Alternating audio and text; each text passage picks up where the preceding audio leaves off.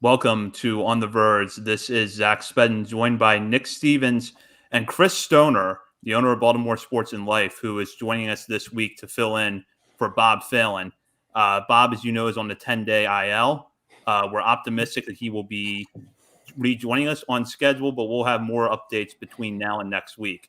On tonight's episode, we're going to recap the 2021 Orioles season, such as it was, and talk a little bit more about the young players that stood out to us and the jobs that they did this year. We're also going to recap the season that the Norfolk Tides had, get into the players that we think could be part of this club in the immediate future, what stood out to us, what was good and bad.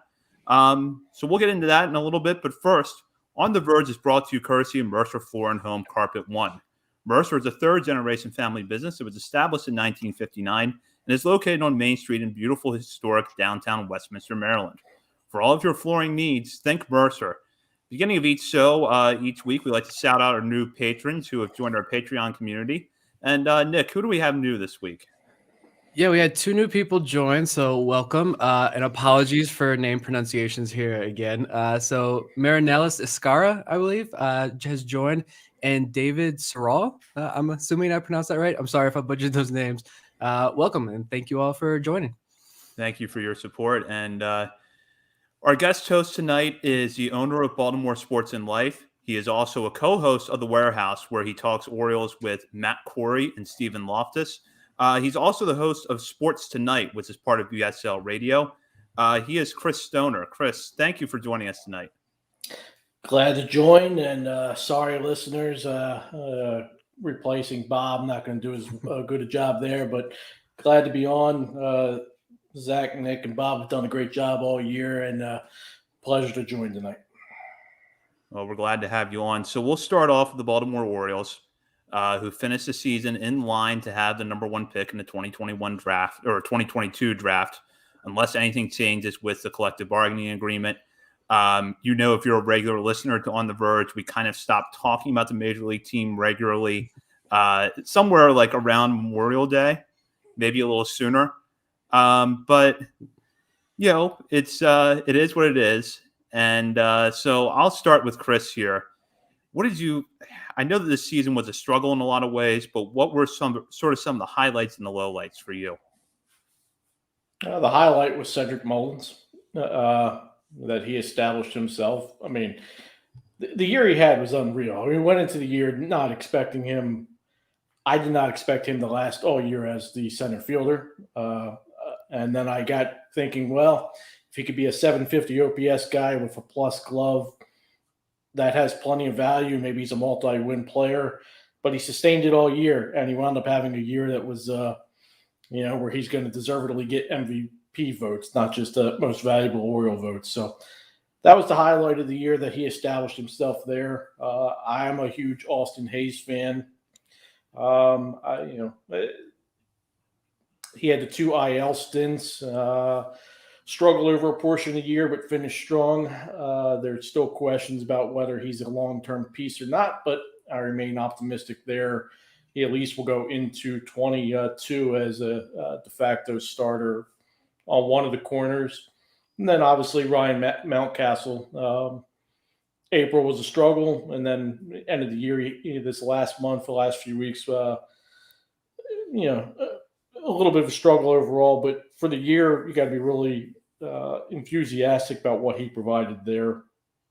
And he's going to be a low-cost option at first or DH for some time, and that has plenty of value.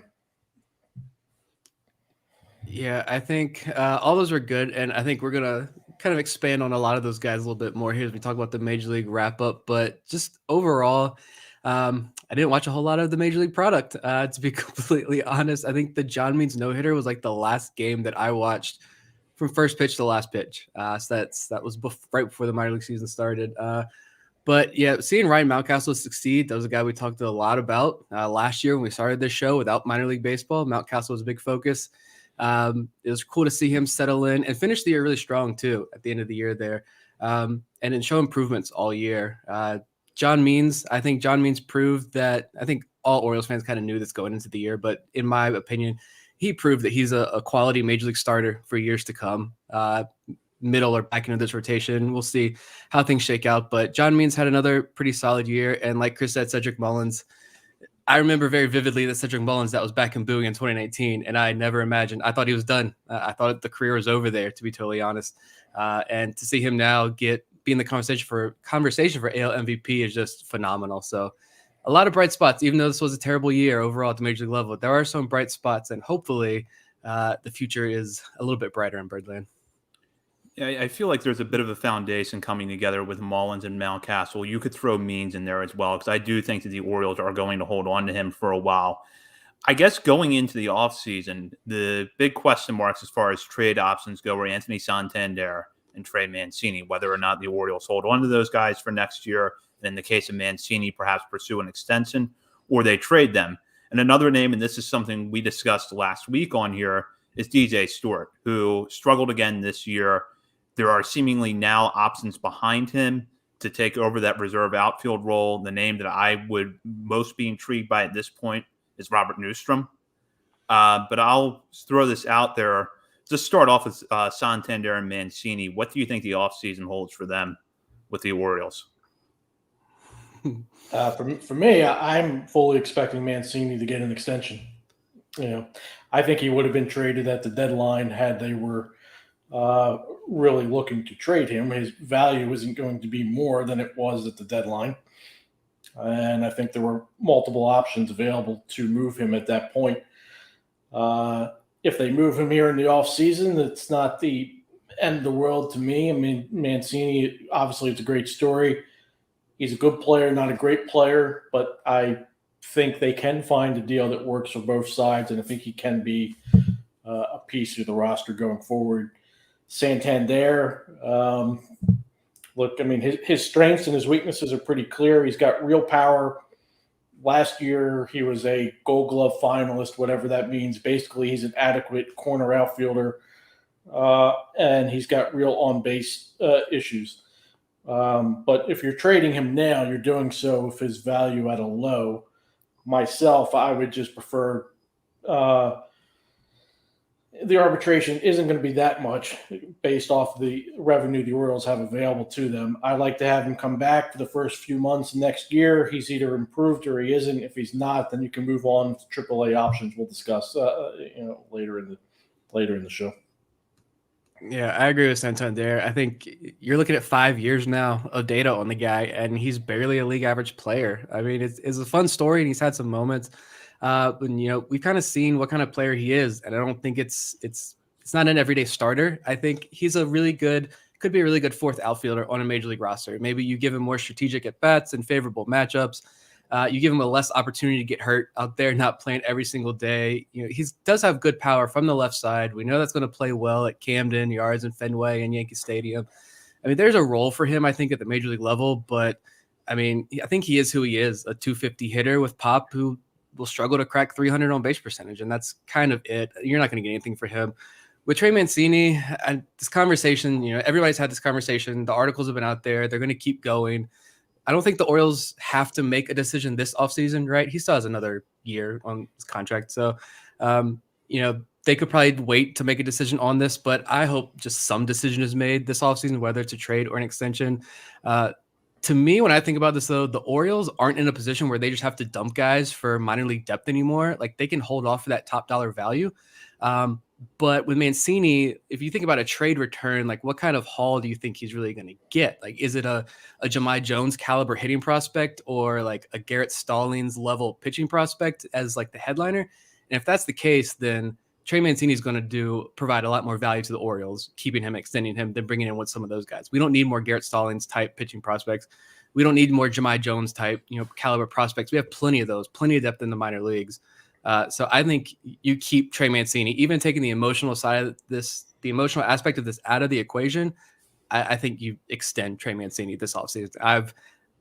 It would be frustrating for me with the idea of trading him, not so much the idea of him being traded, but the idea of we didn't trade him at this non-waiver deadline, and now we're going to trade him this winter or potentially next waiver deadline, where the value can't be more.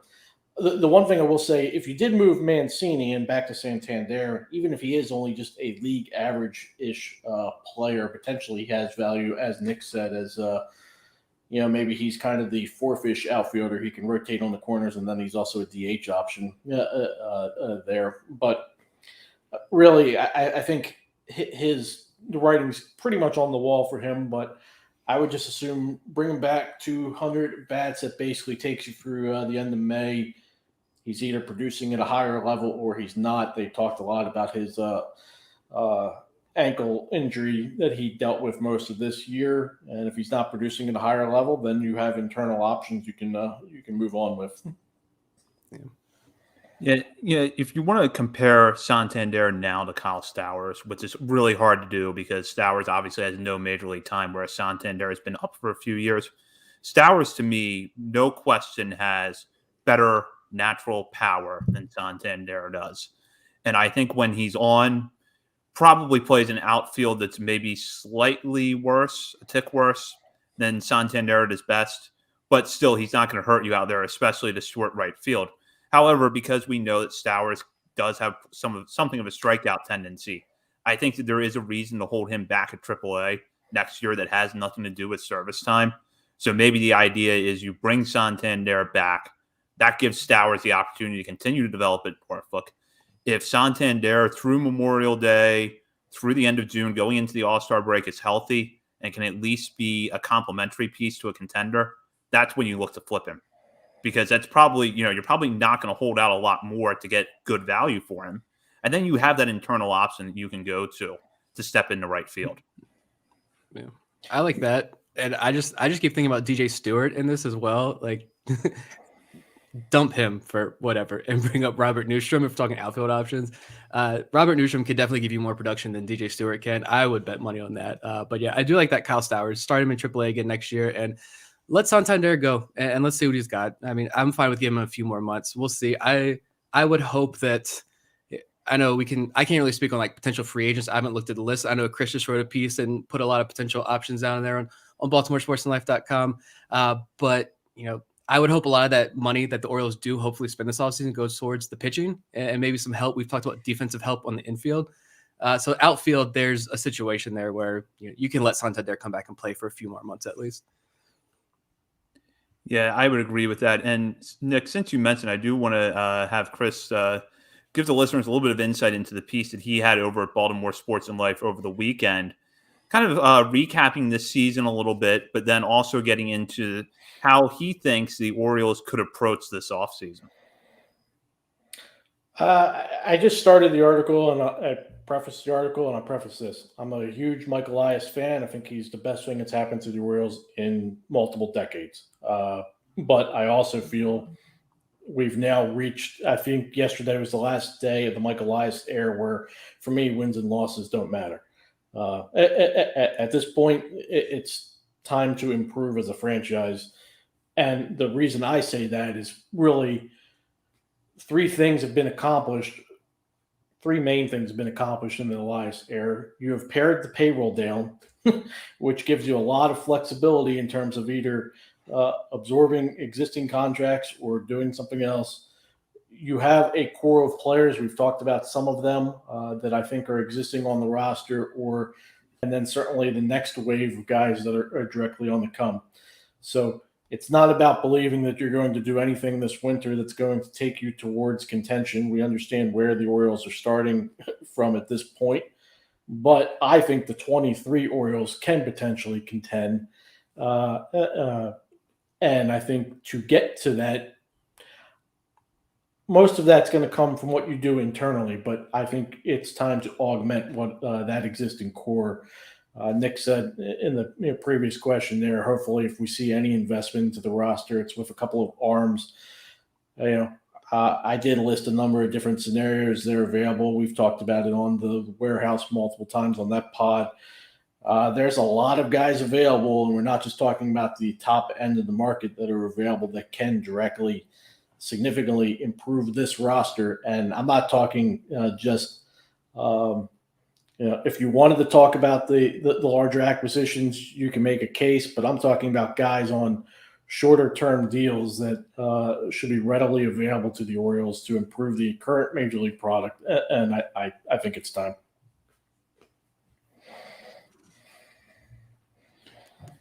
Yeah, I think there are some short-term targets that the Orioles could look at, and I think for me, what it comes back to is how do you want to manage the next 2 or 3 years where you're waiting for a top prospect to emerge? And one of the players that Stephen Loftus mentioned on the Warehouse, and Chris, you mentioned in your article, is a guy like Brian Anderson. Brian Anderson, to me, is an adequate stopgap to get you to a Gunnar Henderson if you think he's a couple of years away still, to a Jordan Westbrook, or, even if we're looking further down the line, Kobe Mayo. Just whatever that option is at third base, Brian Anderson's a good option to be that stopgap. Obviously, the shoulder concerns are present, but, hopefully when working on the trade, you see something in the medicals. So I think that's kind of where the Orioles should look this offseason is how do you make that bridge to some of their younger players a little bit better? Because this revolving door that we saw at third base next year is not going to help a young pitching staff develop at all. Same goes for second base, really. And, you also have to see improvement from your young pitchers. You got to see Ballman, hopefully Lothar and Wells, Kyle Bradish, who we're going to talk about in a little bit, when they get that opportunity next year to really take advantage of it. Yeah, I was going to throw a name out there because there's one team out there that is completely falling apart. They may or may not have fired their manager already, and everything seems to be just a complete chaos out there on the West Coast in San Diego. So, we're trading Kyle Stowers and Kobe Mayo for Manny Machado, right? That's like the big winner acquisition. Welcome just throwing home. that up there. Yeah. No, but I go back to the arms. What I really go back to is where do the Orioles want to take their payroll? And I don't have an answer to that. My guess is probably not much higher than where they are. You guys recently had on John Mioli, and he had done an estimate for, he went for the arbitration projected raises, and he projected the opening day payroll next year at $54 million. Well, $54 million. If you look back at what the Orioles were spending in 16 and 17, and you project, inflation-wise, basically the Orioles are spending roughly about $183 million. So I'm not saying go from 54 to 183 million, but whatever the payroll is, whether it's 54 million, 75 million, 140 million, there are multiple options available to you. And you've had accumulating depth in your system, as you guys certainly have pointed out through all your work on the Verge and with your prospect list and your different articles. Otherwise, there's a lot of increasing depth. There are multiple ways to go. Identify some pieces that you can tangibly go out and add and augment the existing roster with, and it's shows some improvement. But going back to the other arms, it's the arms that are already here, and we're going to talk about more of them. But I keep calling them kind of like the group of 10. There's like those 10 guys that are basically not Rodriguez and Hall. They're basically everybody else that's right on the verge or periphery. That it's you might only think Bauman has kind of mid-rotation upside, but there's a lot of guys that could projectably help a roster in some form or fashion. A number of them got major league time this year. It didn't go so great overall, but the Orioles have to get some level of production out of that group, on their roster. Curious on your thoughts, and we can get into that on some of those arms and where they are going forward. Yeah, I think so. For me, like when I'm looking at the rotation, you lock John Means up. I think you give him a deal, you extend him. He's around for the next couple of years, right? There's no doubt in my mind, like I said before, that he's a major league starter. You're bringing I think in. he's under control through 24, right? Yeah, at least. Yeah. So yeah, you've got him around, right? That's one piece, and I know. I think the biggest disappointment this year was the fact that Dean Kramer looked terrible down in AAA. He had a few spotty good starts at the end of the year with Norfolk, but it was rough for him. It was rough for Keegan Aiken. It was rough for Zach Lowther. I know there's injuries we've talked about before that we felt like the handling of Zach Lowther and maybe Alex Wells a little bit, Isaac Mattson, arms like that probably could have been done better. But that's a whole separate discussion. But I think fingers crossed. You look at Grayson Rodriguez and John Means, that's two pieces. And then I'm looking at like Michael Baumann, Kyle Bradish, Keegan Aiken, Zach Lowther, Dean Kramer, Alex Wells. Can you get one out of that group as a viable starter? That's 3/5 of a major league rotation. And then you still have guys like DL Hall in the system, Drew Rom, Carter Baumler, who I know a lot of experts like outside of the organization are very high on Carter Baumler. I know he's recovering from Tommy John. He's many years away, but I'll throw in Gene Pinto as well. Bob's listening and watching live. I know we can't go on talking about pitching prospects without mentioning Gene Pinto, so that one's for Bob. But I do think Gene Pinto obviously has a ton of potential. Can you find one more out of that group? Maybe, hopefully. But even then, you spend you go after your stud free agent pitcher in the next year or so, and you have so much hitting talent, so much depth you've acquired in the minor league system. You can trade for another established veteran. There's your 5-man rotation. But it's just there's 10 guys right there. Can you get just one viable starter at least? And if we can't, we have bigger issues, and we're a whole separate podcast now. But I mean, you've got it. You're going to get one out of that group at least. Once the Orioles have gained the additional year of control, if the CBA is not addressed, if there's not a change in the service time rules over the winter, once the Orioles have gained the additional year of control and Rauchman and Rodriguez are up, let's say the start of June, really end of May, somewhere in there. At that point, you've got your starting catcher, and basically you've got everywhere outside of short and third. At that point, you have a viable lineup, right? And Rodriguez, as you said, he teams with Means. My thought is, for next year, you look at Rauchman. Can you be a league average catcher? Rodriguez, can you be a league average 4th or 5th starter? I would hope that's realistic for them as they get their, get their feet wet. But the other guys, that entire group, we started the show talking about Cedric, right? And Nick, you mentioned in 19, and you talk about Cedric going from the major league roster and dropping all the way down the buoy and looking completely lost.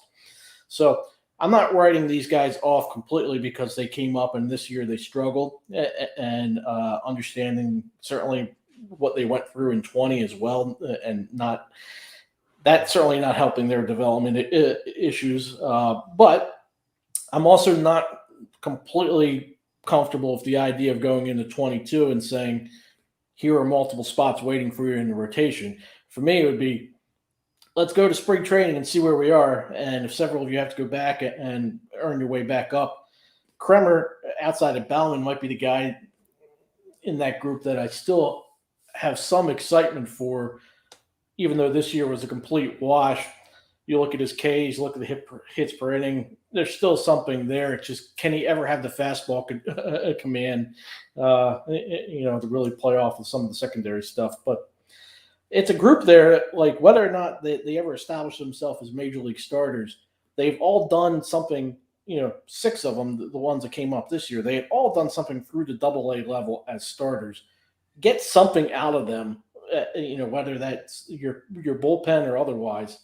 I can't help but think about Tampa and how they develop their pitching and utilize their staffs, and feel like they would be getting more out of that group collectively. Yeah. And just another point too, I'll throw in there is that people talking about like Michael Baumann and his experience he had at the major league level this year. And I saw some comments of people like, I'm not really that excited about Michael Baumann, or like he didn't really look that great. The gap between AAA and the major leagues, I've seen a lot of people who are way smarter than I will ever be when it comes to baseball. A lot of people have made that comment this year that gap between AAA and the major leagues is as big as it's ever been, and it's growing even wider. And so like Chris mentioned, what 2020 did to a lot of these guys, especially Baumann and Bradish and Lowther and stuff, they didn't get that opportunity to pitch regularly. And so you're going to have a full off season. Ideally, a lot of this outside of baseball stuff is largely behind us. And hopefully these guys can have full healthy off seasons. They're all going to be healthy this off season, enter the off season healthy at least. So you got a full healthy off season to go into spring training. And I think then we can really start to get better evaluations of a lot of these guys. Yeah, I agree. I think that there were a lot of odd factors going on between AAA and the majors. You have a guy like Alexander Wells who had to spend all of the pandemic leading up to the spring in his native Australia. So, you have to figure that affected his development a little bit.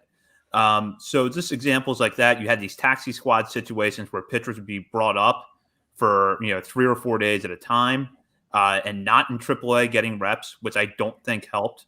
So there's a lot of things that I think when we get into 2022 and hopefully things are more normal, that we can start to see more of a natural progression between AAA and the majors. Even the guys that went to the extended camp last year and they were facing the inter squad competition, that's not the same developmentally, and that was something that was missed.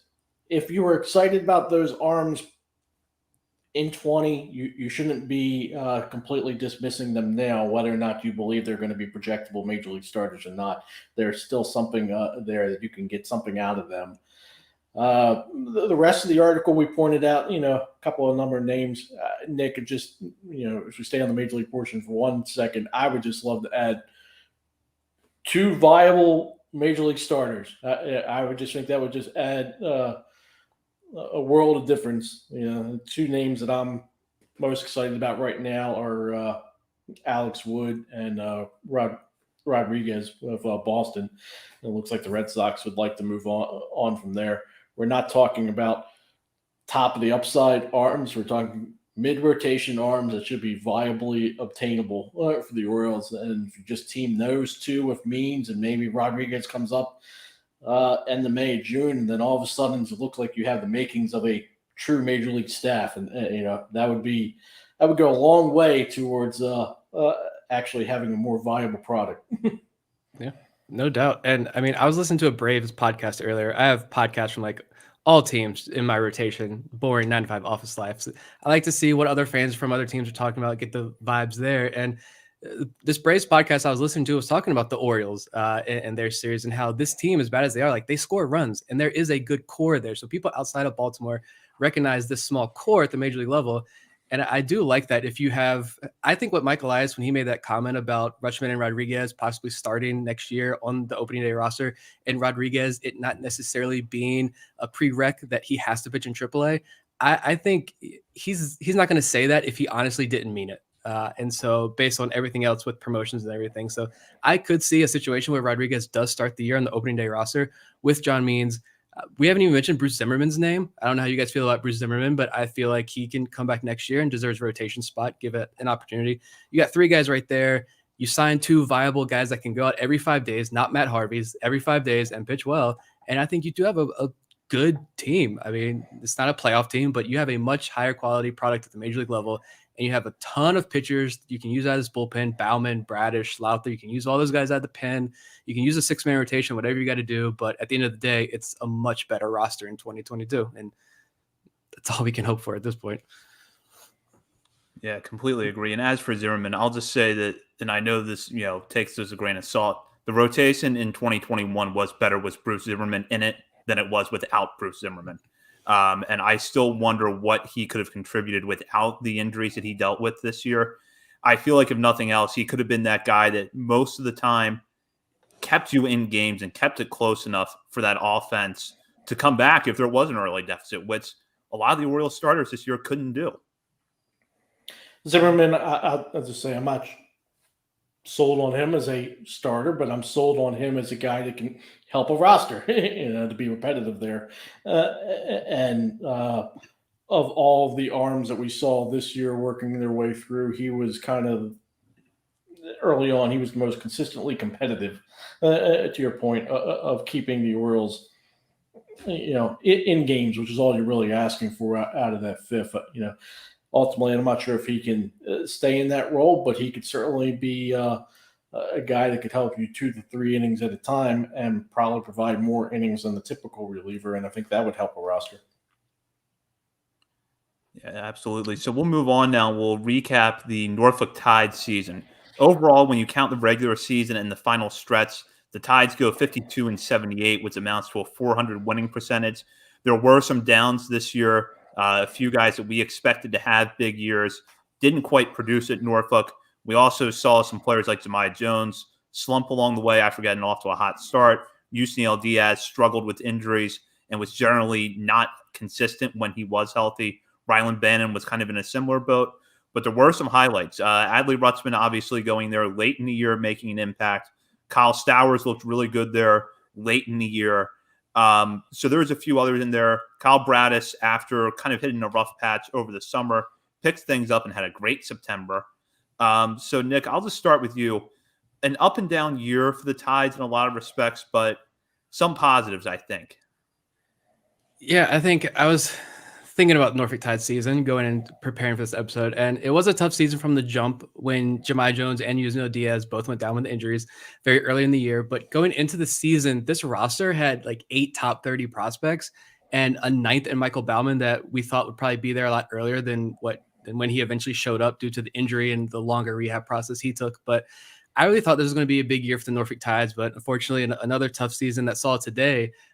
Gary Kendall, their manager, and their pitching coach, Kenny Steencher, were both let go from Norfolk. So I'm not too surprised by either of those based on some of the, we'll say, progression or lack of progression with some players. But with this Norfolk roster, like, I don't know.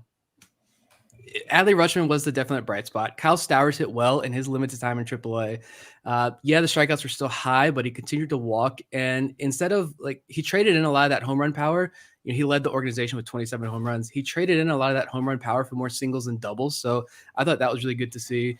I think Robert Newstrom put himself in a position to compete in spring training. Ryland Bannon had his peaks and valleys, but that oblique injury, that can hurt you for the full year, at least have an impact all season long. So I have no issues in giving Ryland Bannon another season in 2022 to see what he can do. But as far as the pitching stuff, Kyle Bradish was the stud, and I will talk more about him. But Ofelke Peralta was another thing that also impressed me in his time in AAA. I know we'll probably dive deeper into him on our Rule 5 episode, but he showed me that I think there's even more there to unlock when it comes to Peralta. And so at the major league level, I think he can be a real weapon in 2 inning stints, but we'll see. And I also so I throw his name out there before we bypass him and I forget about him, but shout out to the big man, literally the big man, Felix Bautista.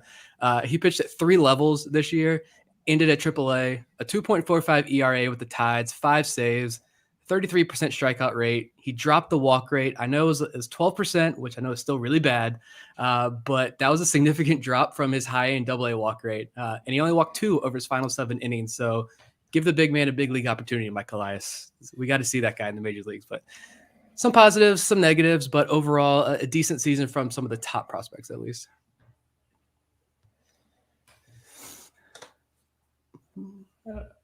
I guess I was most encouraged. Well,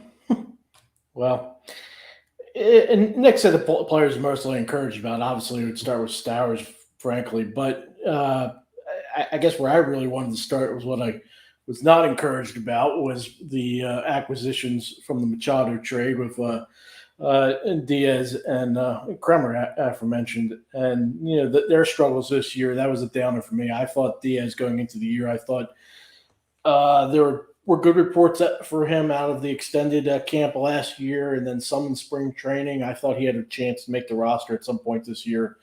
It was a disaster for him this year in all sense.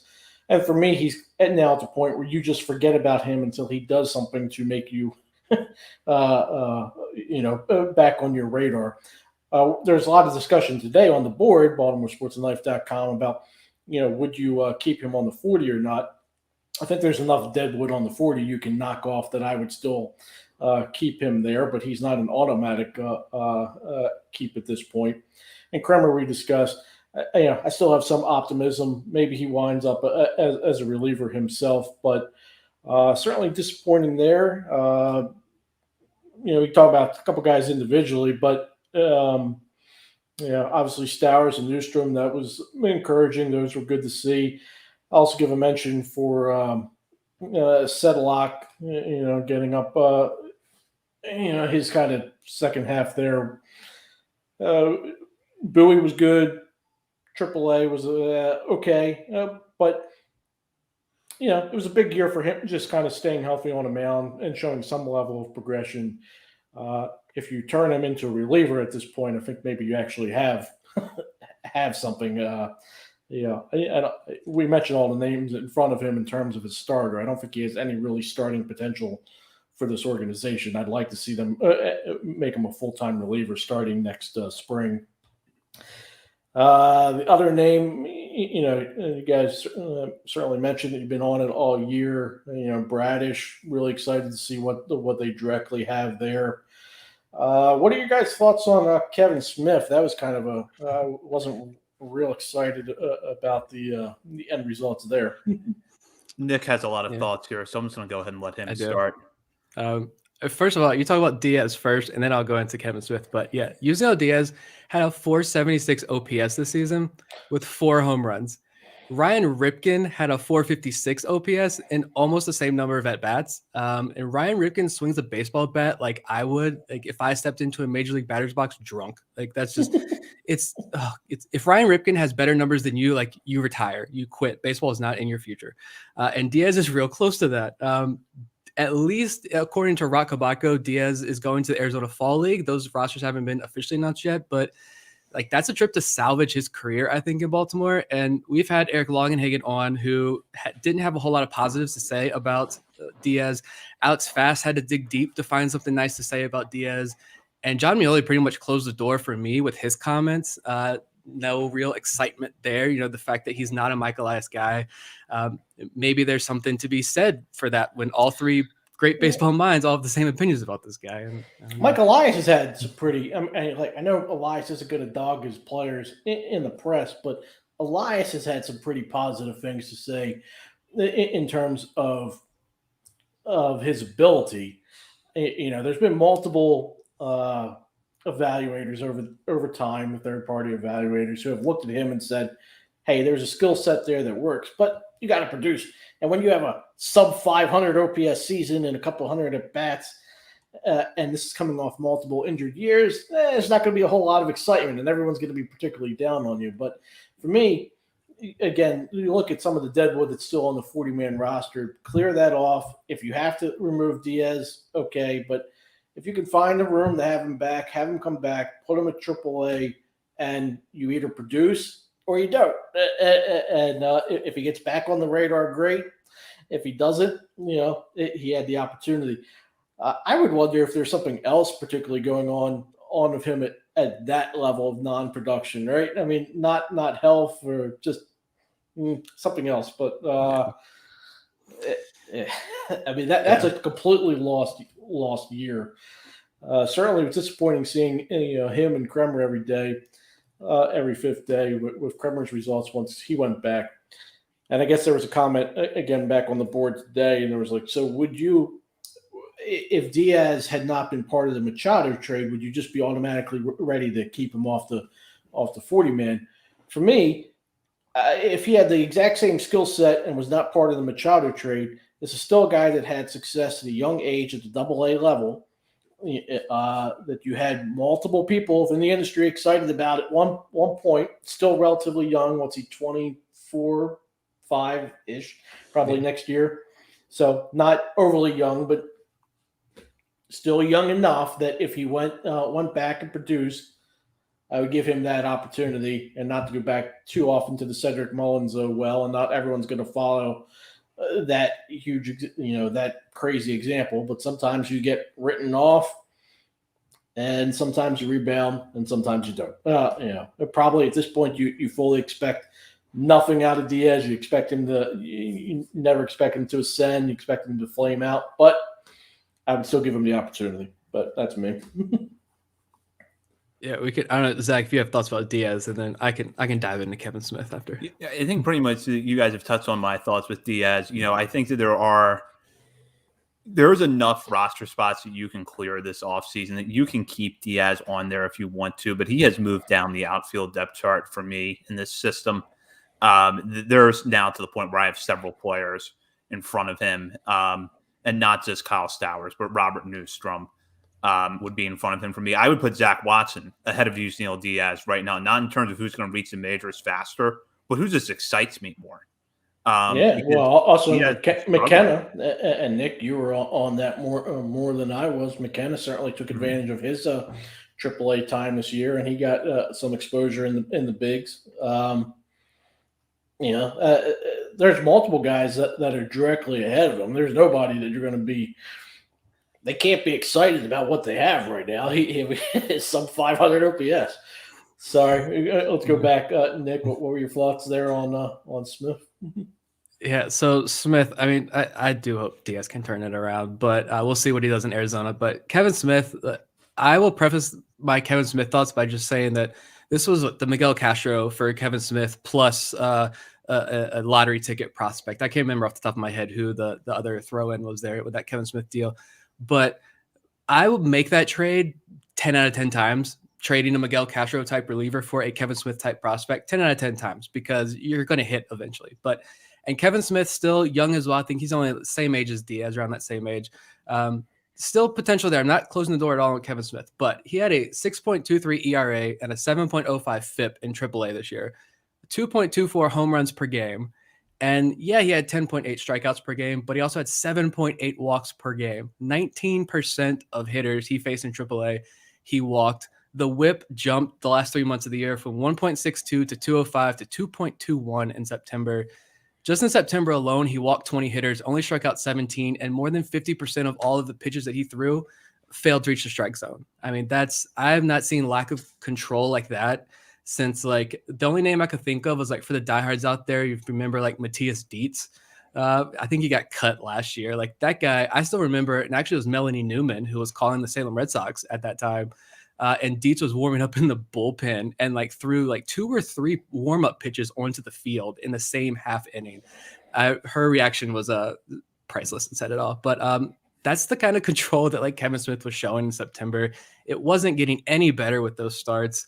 And I know I can see why protecting Smith on the Rule 5, he's Rule 5 eligible. I can see why protecting him would be an easy decision. I know Zach's made a lot of those points in the Patreon WhatsApp group, but you have to imagine that that's going to be a very tough decision, I think, this offseason. That's a deep conversation that Elias and crew has, because it was, Simkin Tribute said in the comments there, it was night and day. AA, he looked unhittable, fantastic. And then AAA, it got worse and worse and worse from the moment he went up. And maybe that's part of the reason why, like, letting a guy like Kenny Steenstra, the pitching coach in Norfolk, go. Something that we've talked about a lot this season was how pitchers specifically getting the bump from, low A to high A to AA, et cetera, all those guys, the adjustment windows were very small and they pitched very well after their promotions. We saw progression, but once these guys reached AAA, we stopped seeing that progression from these pitching prospects. Kyle Bradish was a slight exception. So maybe a pitching coach change down there helps out. An offseason helps out. They got data on him now. We'll see what happens, but not a great year for Kevin Smith. Nick, do you remember that horrible series in Memphis? I think it was in July, where it seemed like at the end of the first inning, every game, it was 10-0 Redbirds. Yep. Kevin Smith, that was his first really bad outing in AAA. And whereas I felt like the other pitchers who pitched in that series eventually kind of turned a corner, Smith, for whatever reason, never got back on track after that outing. Part of what I question is, did the stuff drop a little bit? Did he struggle as the year went on, just wear down?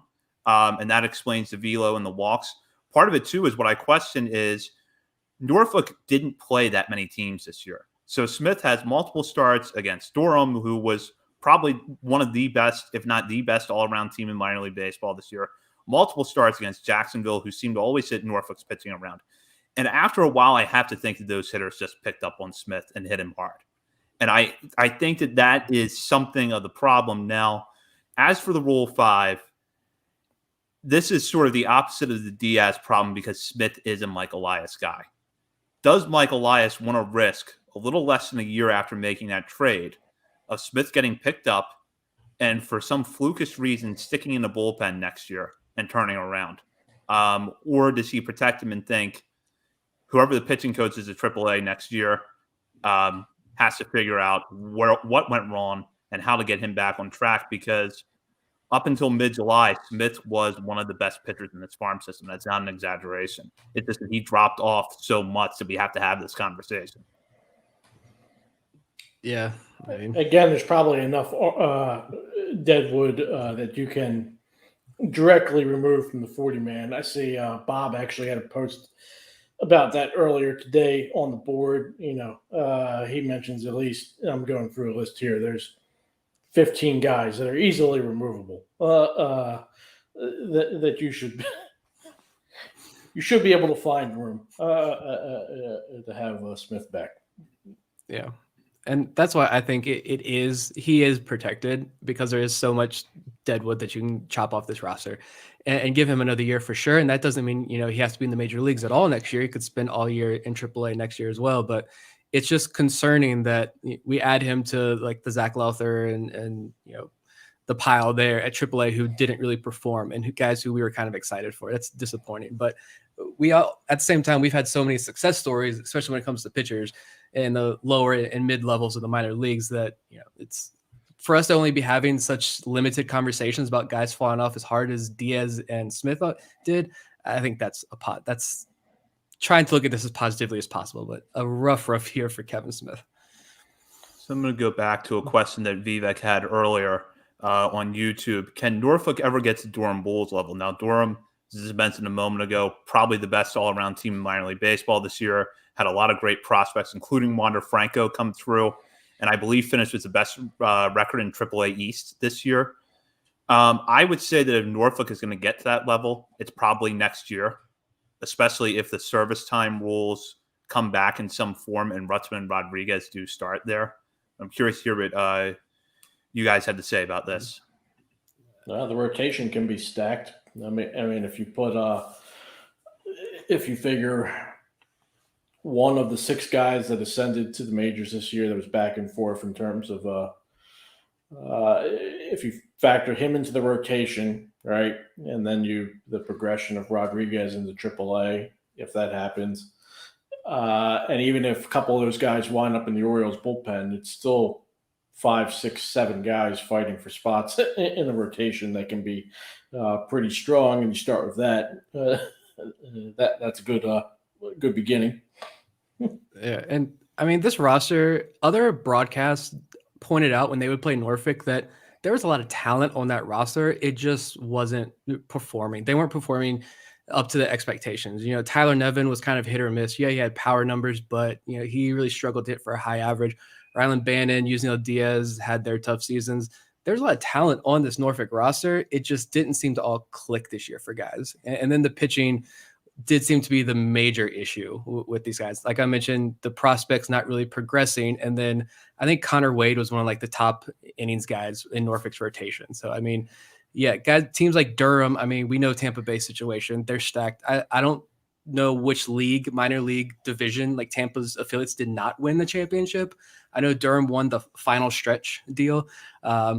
This year, the best record over the final 10 games. I mean, that's just not even a Durham issue. That's just Tampa Bay as an organization. They're just monsters. They're freaks. They know how to do it right.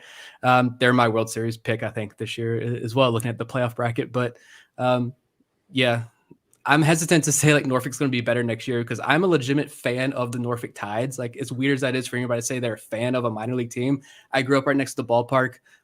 All my summers spent at Harbor Park. I love the Tides, and I really thought this was the year, but it was frustrating to see some of those big names not really produce this year. One of the things you guys have mentioned during the year, and this was something I projected going into the year, I thought Elias was going to be more apt to push guys along this year, and that certainly happened within the system.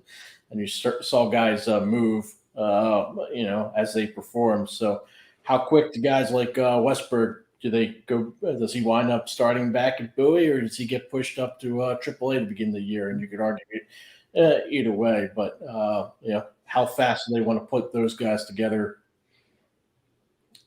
Push their best talent up. Elias was definitely more aggressive moving guys, and I think that's going to continue as we get to this phase of the rebuild. Yeah, I don't think after this year you can say Mike Elias slowly brings up his prospects. He was pretty aggressive with some guys. Jordan Westberg, first year pro ball, played in 3 levels, and now you are having this conversation of does he start next year in AAA, which I think he does. So a great, like Vivek's comment there, great year for promotions. I think that's entirely accurate. Yeah, and going back to the Durham discussion, Simkin Tribute had a comment a minute ago, which is the Durham not stats more 4A guys than prospects there. Throughout the year, from what I could see from Durham, it seemed like a steady balance, especially when you compare it to a team like Charlotte, which basically had a major league bench in its starting lineup for a lot of the season early on. But yeah, I think that's a good point, because if you have the level of talent that Tampa Bay has at the major league level, you can stick 4A guys in Durham for most of the year. I mean, when Tampa Bay picked up Sean Armstrong, how many organizations would have just thrown Armstrong into the bullpen just because he's an arm? Tampa Bay, though, doesn't have to do that because Tampa Bay builds really good rosters year after year, and they've been doing it for a while now. So that does help your AAA team out, that you can, stash guys down there that on most teams would probably be in the majors. Sean Armstrong might get a World Series ring this year, guys. Just sorry to bring that up. We can move on. So Bob has weighed in here. He is watching. And, hold on. Wrong comment. See, Bob, I'm not as good at this as you are. We need you back here quickly. All right, here it is. This is Bob, and I'm late to this. But maybe Diaz should start switch hitting. Reverse Cedric Mullins. Why not? Go out in Arizona and try it. Let's see. Go out, stay healthy, do something. Yeah, right. And now, as we always do in the final segment of On the Verge each week, I do have one more question up here that I want to get back to, just to go to Major League talk. Adi weighs in. Could there be a reunion with Eduardo Rodriguez or Zach Davies this offseason? We talked about Rodriguez a little bit, but I wanted to get this up here to get your guys' thoughts on Davies. The peripherals were horrible with the Cubs this year, but he was also on a $3 million contract. So $3 million contract this year with worse peripherals says he should be obtainable for the Orioles. And he's been a viable major league starter in his career. And compared to anything the Orioles have trotted out there over the last 4 years, then there are spots available. I'm not opposed to it. Get me one guy I know I can definitively rely on next to Means and another major league starter, and I would be pretty happy. I'm still on the Rodriguez wagon, but there are a number of other guys, and Davies would be one of them.